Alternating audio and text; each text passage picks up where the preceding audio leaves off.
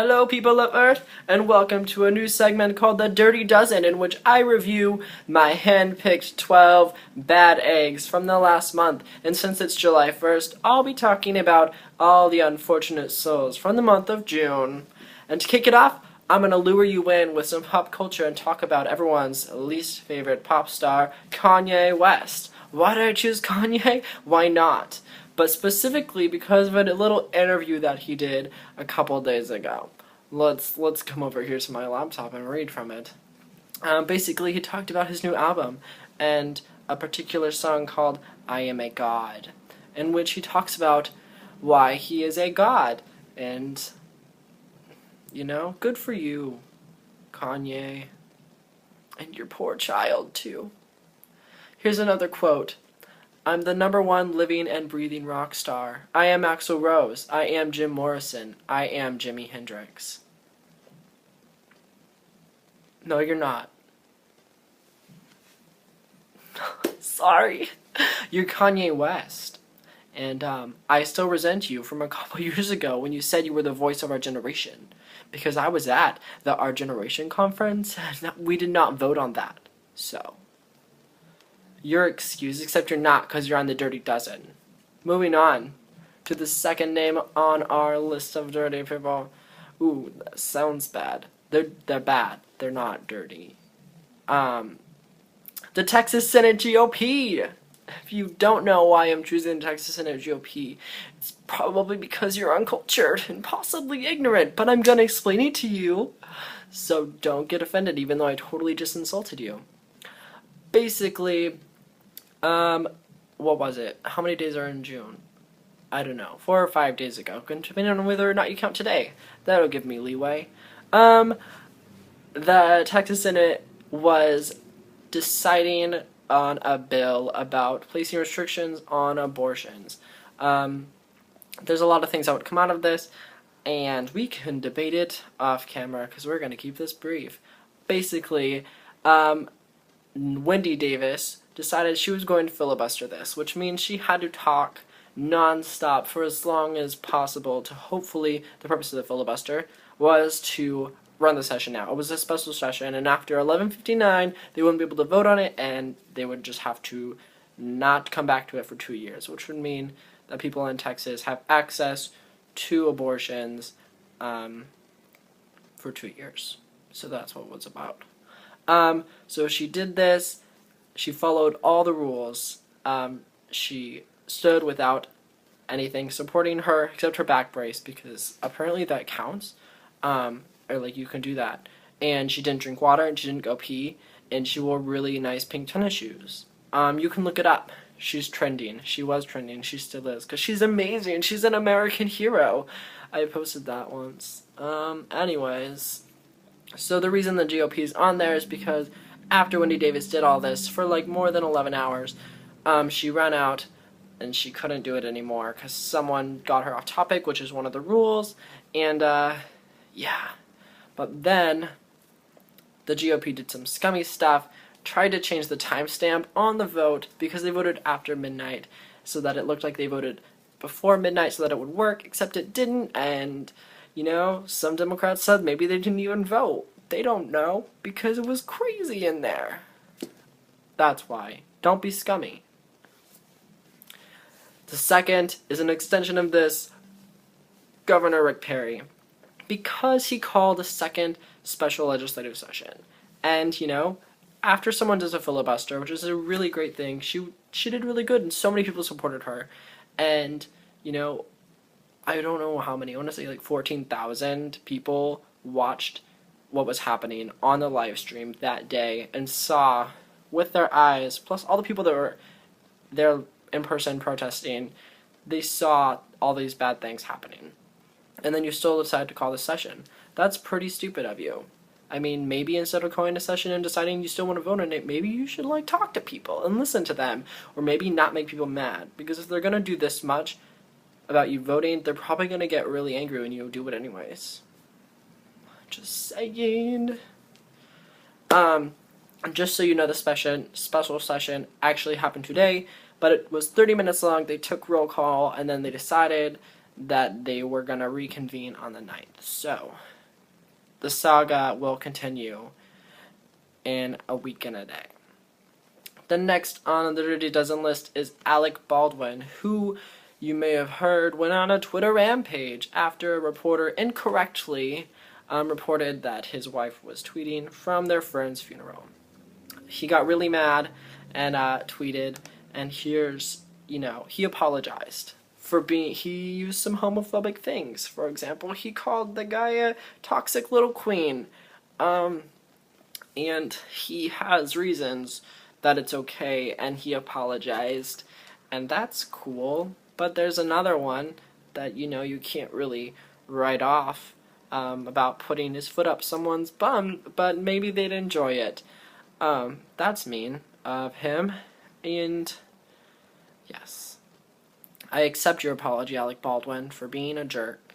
However, you need to consider that you're in the public eye, and you can't just go on Twitter rampages and use homophobic slurs and be a giant jerkwad to people. It's not okay. It's not okay for us, and it's definitely not okay for you.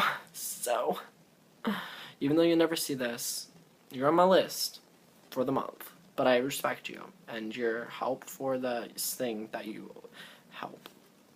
Next on the list is Senator Mitch McConnell. So, if you didn't know, President Obama had a speech on his climate plan a couple days ago, and Mitch McConnell's on the list because hours before the speech even happened, he took to Twitter to backsass it. Basically, here's a direct quote, so not basically, it's exactly.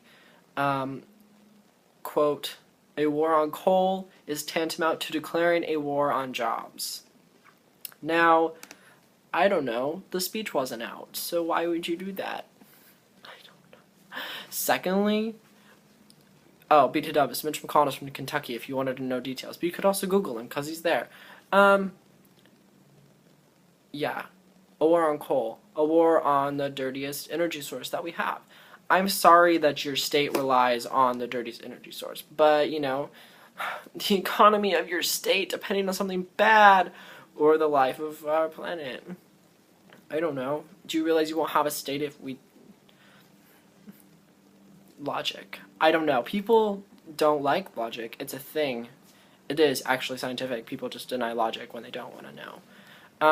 But yeah, anyways, Obama talked in his plan about how we should be using our great innovation because America is a great place for innovation and technology, and move forward with new technologies and new sources of energy and new business plans that don't depend on something like coal. So it's not a war on jobs if your industry was smart and evolving.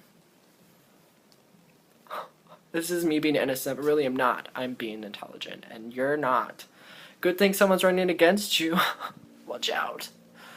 The next one in the genre of the environment is the fire in Yarnell, Arizona, which is very unfortunate, and we lost 19 firefighters, and I'm sad, and you all should be too. Hopefully this is something that you actually know about, because this is something that's actually on the news.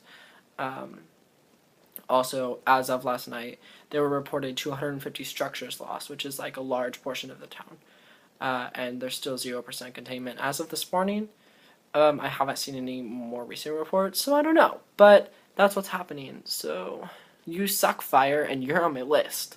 Because I hate you.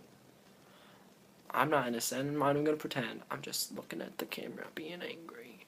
Next on the list is the media. Twice.